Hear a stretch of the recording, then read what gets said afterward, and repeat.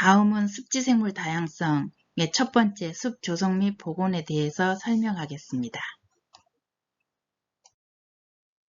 네, 습지생물 다양성이 왜 중요하냐? 인류의 생존에 필요한 기본 자산이기 때문에 중요합니다. 인간도 하나의 생물이고 그렇기 때문에 이 균형이 깨진다면 멸망하기 때문이죠. 그래서 이걸 해결하기 위해서는 핵심 중요한 과제가 세 가지인데요. 첫 번째가 숲 조성 및 복원, 두 번째는 물순환 도시 조성, 세 번째는 이런 습지 보호지역을 지정해서 생물 다양성을 보존하는 것. 저는 이 세 가지로 과제를 정리해 보았습니다. 숲 조성 및 복원에 있어서요, 대표적인 사례가 일본의 그 기타자와 녹도라고 하는 곳이 있습니다. 예전에는 이곳은 1920년대 그 농업용수로 이용되던 폭 7에서 8m 가량의 하천이었습니다. 여기 보이시면 요거 보이시나요? 이렇게? 예, 이게 수질 악화하고 홍수시 범람 위험으로부터 계속 지속적으로 이렇게 일어나다 보니까 1989년부터 자연하천을 복원 사업을 실시하게 됩니다. 그래서 전체 약 1.8km 중에서 현재 1.2km 구간의 하천 복원을 지금 하고 있거든요. 그래서 이 기타자와 녹도가 숲 조성의 대표적인 복원이라고 제가 이제 사례를 들어서 말씀드려보고 싶었습니다. 그래서 기타자 녹도 처음에 이렇게 복개가 됐거든요. 그래서 이 복개된 곳을 양쪽을 좁혀서 이렇게 먼저 식재를 했고, 이것이 조금 보기가 그래서 다시 이것을 물을 이어야 된다. 지역 주민들은 물을 보고 싶다. 그래서 직강으로 된 여기에다가 물길을 만듭니다. 물길을 만들고도 계속 이게 그 오염이 되니까 결국은 자연은 직선이 아니고 곡선이거든요. 그래서 직선을 뜯어 고치고 이걸 S자 모양으로 해서 지금의 하천 흐름을 이렇게 자연스럽게 만들어 놓은 모습이 되겠습니다. 이게 이제 기타자와 녹도인데 이런 일본의 사례는 1986년도부터 시작이 됐기 때문에 이미 하천의 관리가 30년 전부터 40년 전부터 이어졌다고 할 수 있죠. 우리나라에서도 안산시 안충녹지를 대표적인 곳으로 숲 조성 복원지로 제시할 수 있는데요. 예전엔 여기가 갯벌이었습니다. 그래서 갯벌을 메워가지고 여기 지금 안충녹지를 조성을 한 것입니다. 주거지하고 이렇게 도로였는데 이 도로에서 나오는 여러 가지 소음이라든가 그다음에 비산먼지 이런 것들로부터 좀 안충될 수 있도록 숲을 조성한 대표적인 곳이죠. 그래서 이 안충 녹지에 대한 도시림 조성을 보시면 형성 과정에서 염전이 있고요. 그 염전을 이렇게 매립을 했고 성토를 했고 그 위에다가 녹화를 합니다. 그래서 기간이 약 1996년부터 2004년까지 했었고 복원 면적 그러면 식재한 곳에 보시면 모감주 해야 중국 단풍 이런 것들로 대규모의 도시림을 조성한 사례가 되겠습니다. 비오톱 이식공법이라고 해서 앞으로 숲 조성 및 복원에 있어서는 굉장히 중요한 근데 왜 이 비오톱 이식을 하냐 이 특징을 보시면 표토의 물리적 구조를 흩뜨리지 않고 이식하고 그 녹지의 면적 복원이 가능하고 그 다음에 여기 살고 있는 식지 식물군의 이식에서 교목 이식까지 폭넓은 식생 환경에 대응할 수 있고 또 이식에 따른 양생 과정 이런 것들을 다 활용할 수 있기 때문에 비오톱 이식을 합니다. 그래서 굴치 전에 이런 모습이었다가 이렇게 그대로 삽을 있는 그대로 뜹니다. 그래서 이식을 해요. 이런 절차를 이제 거치게 되는 거죠. 그래서 이식의 효과가 뭐냐? 이게 지금 녹지 생태계의 라이프뱅크 은행이라고 할 수 있죠. 그래서 이걸 그대로 뜨다 보니까 이 토양 안에 있는 종자 매장된 종자가 그대로 표토에 보존되면서 여기에 살고 있는 여러 가지 형성되는 뭐 영양분, 박테리아 뭐 이런 것들에 대해서 그대로 안전하게 이식할 수 있기 때문에 이런 숲 조성 및 복원에 있어서는 앞으로 비오톱 이식 공법을 활용하는 게 앞으로 대세라고 볼 수 있겠습니다. 적용 사례를 보면은 뭐 후쿠오카 크림파크 습지 비오톱도 마찬가지로 비오톱 이식 공법으로 적용을 했고요. 이런 폐경농지 표톱 이런 것도 비오톱 조성을 했습니다. 또 하천 정비에 따른 습지 식물도 이렇게 그대로 떠서 비오톱 이식 공법을 적용한 사례 이런 것들이 일본은 이미 다 30년 전부터 실행을 하고 있거든요. 그 다음에 이게 택지 조성 시에도 이것이 필요한 공법이 되겠습니다. 그래서 무조건 택지를 조성하고 나서 나무를 가로수를 그냥 식재해가지고 2년이면 뭐 하자가 생겨서 나무가 대부분 다 고사돼요. 그런 방법은 그 나무를 꽂아놓은 것밖에 안 되거든요. 그래서 되도록이면 앞으로 숲을 조성한다? 이랬을 때는 비오톱 이식 공법을 이런 것들을 통해서 땅 속에 있는 내장된 종자까지도 같이 옮기는 이런 것들이 기본적인 것들이 적용이 되어야만 생물 다양성 보존 측면에서도 또 숲을 보존하는 데 있어서도 굉장히 중요한 핵심 적용이 되지 않을까 해서 이런 것들에 대해서 우리가 좀 알고 있어야 다음에 추천을 할 수도 있지 않겠어요? 그래서 이런 부분들에 대해서도 여러분들이 한번 이유념 하셔가지고 지나갈 때 나무를 무조건 심는다 하지 마시고 이런 건 비오톱 이식 공법을 해서 해야 생물 다양성이 보존되지 않겠냐 라고 한마디 해주시면 그것이 또 정책을 변화시키는데 하나의 시너지 효과를 가져오지 않을까 싶습니다. 그래서 이제 우리도 숲 조성을 많이 했잖아요. 대표적인 것이 강주 푸른 숲길 가꾸기 시민운동이잖아요. 그래서 강주의 그 폐선부지를 이렇게 복원한 사례가 되겠습니다.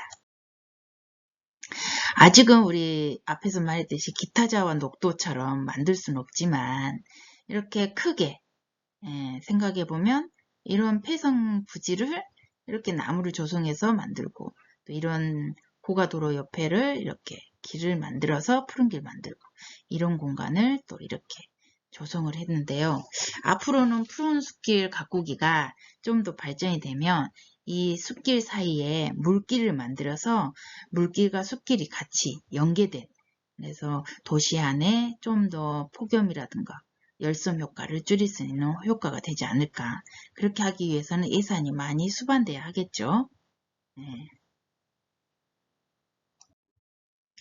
다음은 우리가 이제 쉽게 조성할 수 있는 것 중에 하나가 학교 숲 가꾸기 운동이 되겠습니다. 학교 숲 같은 경우에는 담장 있잖아요. 담장을 허물고 거기에 울타리 식재로 해서 나무 숲을 만드는 거예요.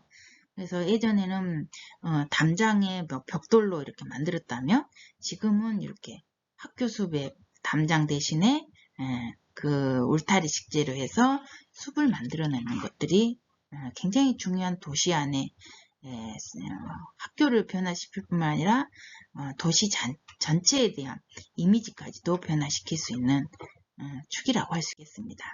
그래서 강주 그 강산구 안에 정암초등학교가 있죠. 그 정암초등학교에 예전에 이렇게 교문 안에 있던 것을 담장을 없애고 거기에 이렇게 나무를 라운딩 시켜서 나무를 식재한 모습 또 이렇게 예전에는 화분을 갖다 놓다면 이렇게 숲을 만드는 거 그래서 여러 가지 이래서 학교 숲을 만들어냈는데 이것도 굉장히 중요한 도시 안의 숲 조성 및 복원이 되겠습니다. 뿐만 아니라 우리 주변에 국립공원도 많잖아요. 예전에는 야영환이라고 거의 뭐 훼손이 심각하게 된 지리산 노고단의 모습이 되겠습니다. 그래서 국립공원인 이런 곳들, 정상부 이런 것들은 사람들이 일시에 많이 가기 때문에 너무나 많이 훼손이 돼요. 그래서 그런 것들을 복원하고 이것을 점점점 모니터링해서 복원 전, 후의 모습이 이렇게 바뀌고 있는 모습이 되겠습니다. 그래서 우리가 도시 안에 있는 학교 숲을 을 통해서 도시림 조성하는 것도 중요하고, 그 다음에 국립공원 야생동물들이 살 수 있는 서식처, 이런 것들을 복원하는 것도 굉장히 중요한 사례가 되겠죠. 지리산뿐만 아니라 이렇게 무등산 국립공원 안에 공군 부대터 복원지인데요. 복원 전후를 보실까요? 그래서 예전에 이게 지금 1996년도에 조성한 그 군부대의 모습이었습니다. 그때 당시에 이렇게 축구를 찰 수 있을 정도로 중봉위에 이렇게 군부대 시설이 있었습니다. 이것을 이전을 하고 해서 지형 복원을 하고 지금의 이런 모습을, 그래서 주변에서 자생 풀포기까지 다 공법을 해가지고 지형 복원, 그 다음에 식생 복원 두 가지를 같이 한 사례가 되겠습니다. 그래서 국립공원 안에 이렇게 숲을 복원해내는 것도 굉장히 중요한, 우리가 숲 조성 및 복원해야 되는데 그게 생물 다양성하고 굉장히 밀접한 관련이 있다는 것이죠. 또 무등산 국립공원에 KT 중개소 터가 있습니다. 그게 누에봉이거든요. 바로 그 북봉이라고 할 수 있는 이 누에봉에 예전에는 이렇게 KT 제1중개소가 있었습니다. 그래서 중개소 철거 이후에 누에봉의 모습이고, 이것이 지형 복원 후 누에봉 모습, 그리고 지금의 이렇게 자생풀로 20공법한 모습인데, 지금은 거의 뭐 여기가 예전에 KT 제1중개소가 있었는지 조차도 알 수 없을 정도로 우거져서 굉장히 아름드리 무등산 청상포에 지금 식생이 회복되고 있는 상태가 되겠습니다. 그리고 무등산 국립공원 원주민촌 숲 조성이 있는데요. 예전에는 이렇게 원효사 집단시설 지구에 원주민촌을 이렇게 백숙을 많이 먹었어요. 근데 이것을 합의하에 원주민들 이전을 시키고, 그 다음에 지형복원 공사를 해서 지형복원 3년 후의 모습이고, 지금 뭐 지형복원 3년 후 전경인데 지금은 이런 모습도 알 수 없을 정도로 굉장히 많이 복원이 됐습니다. 이런 것도 굉장히 우리 지역에서 생물 다양성을 증진하는 하나의 좋은 사례가 될 수 있겠습니다.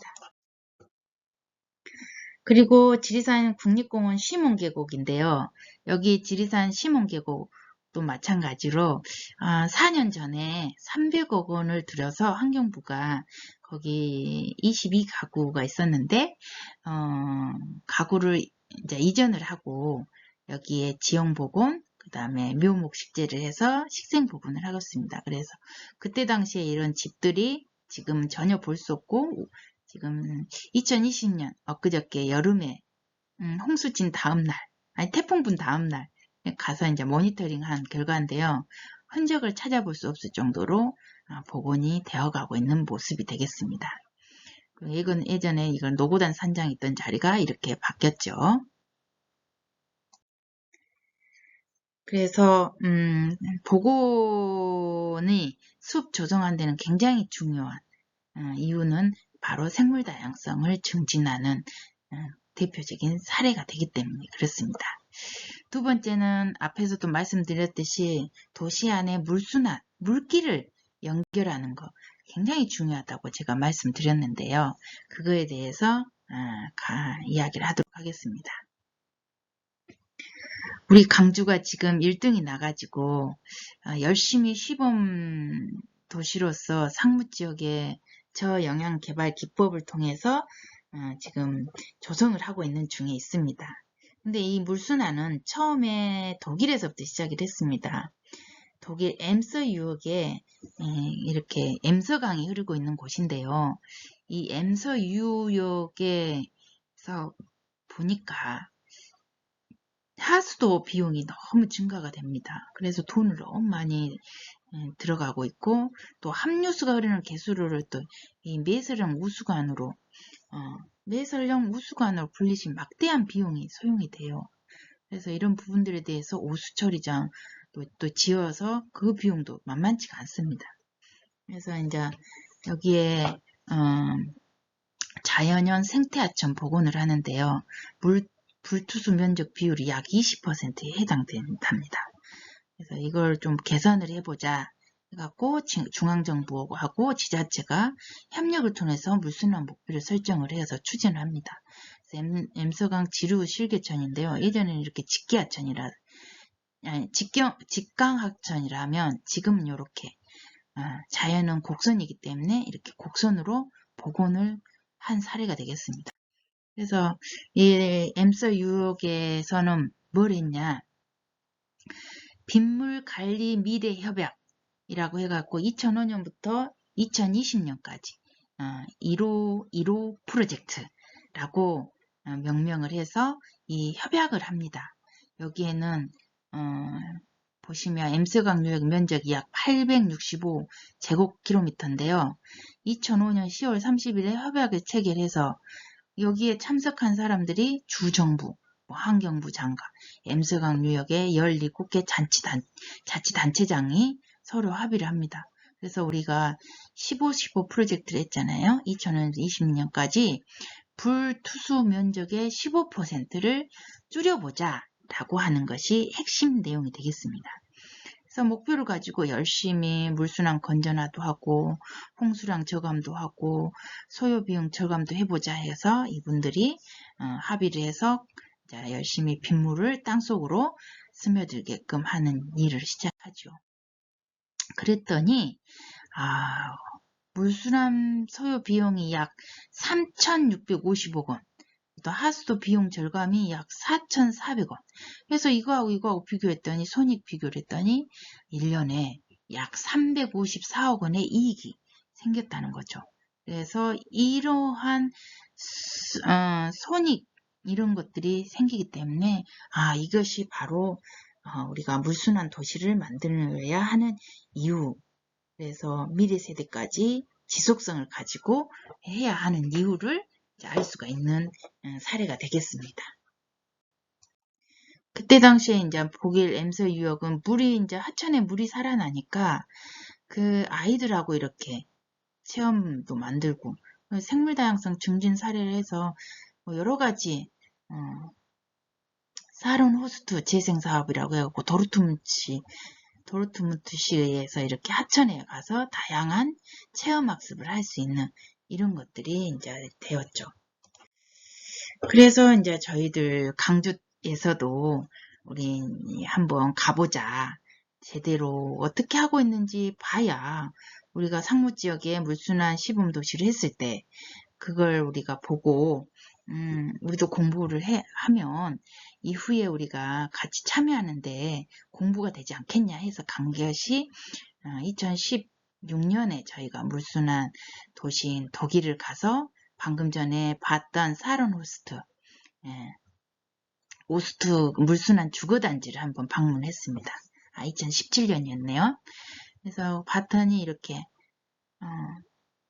물이 흐르는 곳에 이런 갈대 이런 것들을 심어서 여기서 한번 정화해서 빗물이 스며들게끔 했고 이건 좀 더 넓은 면적의 저루지였습니다. 그래서 빗물이 다 요리 들어오게 되면 여기에 하착이 낙차가 있기 때문에 물이 다 모이게 되고 여기는 전부 다 투수성 판석으로 된 중간중간에 빗물이 스며들 수 있는 저루지였습니다. 이런 것들도 도시 안에 확보를 해놨더라고요.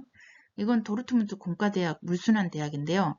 요 하수구를 통해서 이 큰 저루지를 만들어서 물이 일시에 흐르더라도 여기에 고여서 천천히 M서강으로 흐르게 하는 그런 곳이었습니다. 다음은 또 일본 고가네이시를 한번 들려봤거든요. 그랬더니 여기 있는 곳은 고가네이시는 도심에서 서쪽으로 약 25km 떨어진 약 11만여 명이 거주한 도시였습니다. 그래서 여기 팜플렛을 보시면 집집마다 요 지붕 끝에서 나온 빗물을 요 침투입 해갖고 물동이 물동이에 구멍이 뚫린 그런 모습이 되겠습니다. 여기 보이시네요. 이것이 그거거든요. 요 모습이 이제 물동 형식인데 빗물이 요리 쏙 들어오면 여기에서 물이 빠져나가서 이렇게 보여주는 이런 것들을 보시면 2004년부터 조례를 만들고 또 1980 이전에는 이런 침투마스 설치에 보조금을 지원했답니다. 2016년에는 3월에는 약 15,866개, 그러니까 61% 정도인 것이 마을마다 다 설치를 해서 지금은 물순환 도시의 대표적인 도시가 됐다고 저희들한테 보여주시면서, 그 시청 앞에 있는 곳인데, 이분이 그 니시오카 시니치 시장님인데, 저희들이 갔더니 본인이 직접 설명하겠다 해가지고 저희들한테 안내해 준 모습이 되는데, 그 시장님이 설명하시면서 굉장히 긍지와 자부심을 가지고 말씀을 하시더라고요. 그리고 자기가 시장 된 이유는 바로 이 물순환 운동을 했기 때문에 시장이 되었답니다. 그리고 30년 전부터 했는데, 지금은 자기 집에도 이 침투 마우스라고 하는 침투통을 4개나 설치해가지고 지금 하고 있다고 저희한테 말씀을 하시더라고요. 네. 그리고 이제 일본 도쿄에 있는 노가와 하천이 되겠습니다. 이 노가와 하천에서 보시면 하천이 이렇게, 이제 물론 날씨가 하늘이 좀 어두워서 비가 와서 좀 시커멓게 보이지만 이 안에 보니까 가지가 살더라고요. 지금 이거 전부 다 식생 매트거든요. 이 식생 매트 사이사이를 빗물이 다 스며들어서 수질 정화를 한번 거치고 나서 하천으로 유입돼서, 이게 지금 뭐 펌핑하거나 강주천처럼 하지 않아요. 여기에 이제 빗물 유랑이 유지가 되고, 그 다음에 여기 베란다에 빨래 넣은 거 보이시죠? 요 베란다가 밖으로 보여요. 우리 같으면 냄새 나서 이렇게 밖으로 베란다를 내지 않잖아요. 근데 일본은 이렇게 베란다가 하천 옆으로 이렇게 보이면서 경관도 보면서 하천도 살리고, 이런 것들이 식생 매트로 했기 때문에 초록이 잘 보이는 하천, 물도 가지가 사는 하천. 그래서 뭐 한강 부 못지않는 곳이 노가와 하천이더라고요. 그리고 여기 가지 같은 것을 아이들이 한번 관찰하고 나서 지나가는 길목에가 이렇게 비스트 센터가 있어서 거기에서 아이들이 한번 공부를 하고 이렇게 이제 지나가는 이런 곳이 이제 노가와 하천이었습니다. 다음은 영국 코츠월드 전원 마을인데요. 여기는 굉장히 좀 부자 동네이기도 합니다. 그런데 요 위에 보시면 템즈강이 흘러요. 그래서 이 템즈강의 물을 마을로 끌어들여서 물을 이렇게 흐르게 하는 것이 이제 1982년 런던 도시계획과 토지가에서 생태적 측면을 고려해갖고 조성한 곳이 되겠습니다. 그래서 여기도 물순환을 도시, 마을에 하천을 이렇게 조성한 사례가 되거든요. 그래서 앞으로는 이렇게 물순환, 물을 도시 안에 많이 머금게 해서 순환시키는 것이 선진 국가에서도 생물 다양성도 증진시키고 그 다음에 도시 생태계도 회복시키는 아주 중요한 하천 기법, 하천의 서식처 조성 기법으로 제시하고 있는 사례가 되겠습니다. 그리고 이제 뉴질랜드에 올 코로나 있기 전에 한번 다녀왔는데, 거기에 이렇게 보이시나요? 사람들이, 관광객들이 그냥, 여기 지금 복개하천이거든요. 복개하천에서 나오는 이 물이 얼마나 맑으면 거기 개울가에 앉아서, 주변은 전부 다 아파트고 다 조성이 되어 있습니다. 그래서 사람들이 이렇게 나와서 도시락도 까먹고, 그 다음에 이렇게 갈매기도 와서 이렇게 하고, 이게 이제 물순환과 또랑 살리기 대표적인 모습이라고 할 수 있는데, 과연 우리 강주 안에서 이런 곳이 있는지 한번 우리가 고민해 봐야 될 사항이 되겠습니다.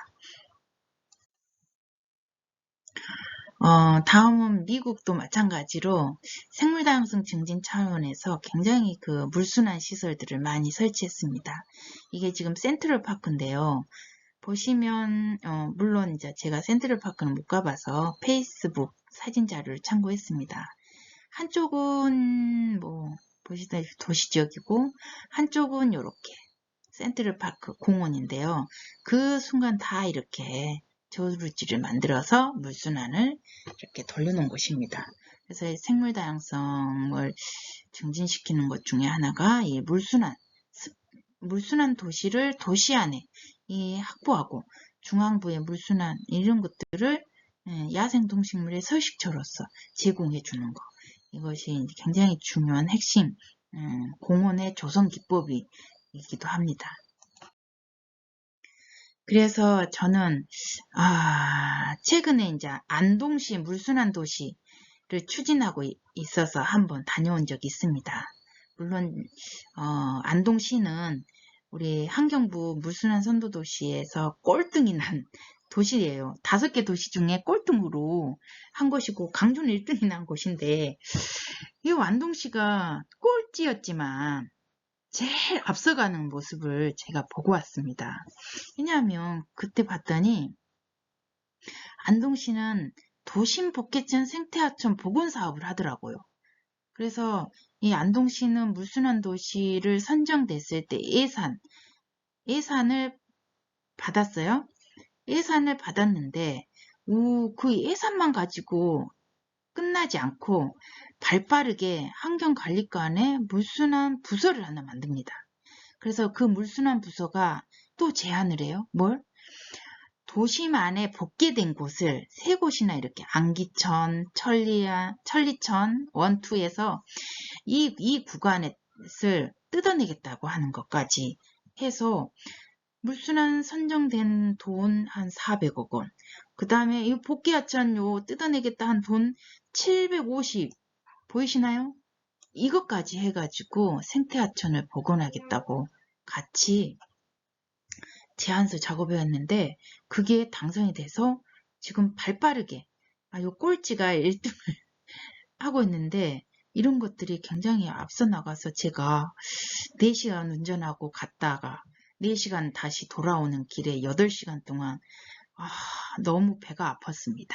강주광역시도 이렇게 발빠르게 그냥 준 돈만 가지고 물순환 시설만 설치하고 상무지구에 끝낼 것이 아니라 더 강주광역시 안에 있는 복개 하천 15개소가 있는데 적어도 강주 양동천은 아니더라도 예산이 많이 들어가는 양동 복개하천은 아니더라도 조그마한 지천 하나는 뜯어내야지 않을까 그런 생각을 하면서 8시간 운전하고 갔다 오는데 정말 강주는 어떻게 하면 이렇게 발빠르게 할 수 있을까 고민을 많이 하고 온 날이었습니다.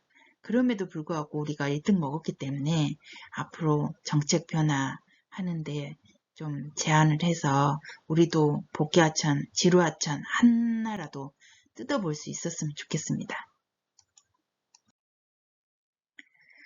그래서 이제 물순환 도시는 우리가 이제 1등이 났을 때 시민 참여형 물순환 도시를 추진하겠다라고 제안을 했었습니다. 그래서 민간하게 협의체를 구성하고요. 물순환 조례 운영 및 인센티브 항목 추가 삽입 이런 것들이 필요하다고 제가 제안을 했었습니다. 그리고 시민 참여 물순환 도시가 성공적으로 하려면은요. 물순환 교육센터가 반드시 설립이 돼야 된다. 그래서 이것도 발빠르게 우리가 예산을 받아서 해야 되지 않을까. 중요한 거지고. 그리고 이제 경제적 인센티브, 이게 조례로 빨리 제정이 돼야 되는데 아직은 인센티브가 조례로 제정이 되지 않았어요. 그래서 이런 침투통을 내 집에 설치하는 것도 아주 중요한 것이고, 그 다음에 강주천, 하천 모니터링 실시, 복개하천 모니터링 실시, 그 다음에 1만 개의 비오톤 레인가든 이런 것들이 굉장히 중요한 앞으로의 추진할 때 필요한 핵심 과제들이 아닐까 생각을 해봤습니다. 그리고 이제 물순환 도시를 위한 지도 작성에서 보시면 이게 지금 비오톱 등급도거든요. 그래서 1등급, 2등급, 3, 4, 5등급이 이제 있는데 현재 지금 비오톱 지도를 강주광역시가 갱신 중에 있습니다. 아마 올해 안에 해서 내년까지 작업이 끝나면 이 비오톱 지도를 가지고 여러 가지 생태계의 개발과 그 다음에 이용, 그 다음에 보존 이런 것들을 판단할 수 있는 근거 지도가 되거든요. 그래서 이제 하는데 이 비오톱 지도 안에 물순환 그 지도라고 해서 어디에가 불투수 포장 비율이 높은지 어디에 빗물이 얼마만큼 투수가 되는지 이런 것들을 판단하는 지도가 되겠습니다. 그래서 이 지도가 기초자료가 되어서 굉장히 그 물순환 도시로서의 어떤 앞으로의 방향 이런 것들 잡는 데 핵심인데 그걸 하기 위해서는 마을 용천수 조사, 샘물 지도 같은 것도 작업을 해봐야 되고요. 그 다음에 복귀하천 이런 것도 작업으로 업데이트 해야 된다고 생각합니다. 그리고 물순환 시민공동체에 대해서 교육 홍보도 필요하고요. 그리고 이제 강주가에서 물순환 기본계획 수립은 작년에 했어요. 그래서 이런 부분들에 대해서 물순환 지도하고 연동돼가지고 작성하고 업데이트가 필요하다는 것입니다. 비오톱 지도를 다른 말로 하면 도시 생태 현황 지도라고도 표현을 하겠습니다. 예, 다음은 이제 이런 것들을 하게 되면 홍보가 필요하겠잖아요.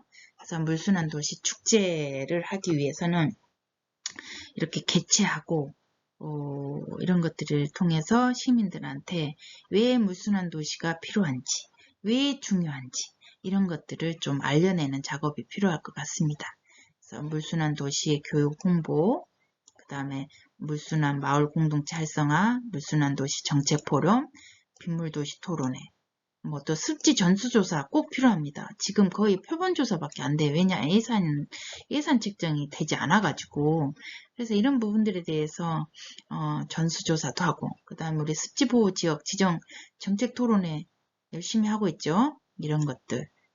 또 마지막으로 강주천, 복귀하천 이런 복원들, 이런 교육 홍보들이 반드시 필요한 사항이 되겠습니다.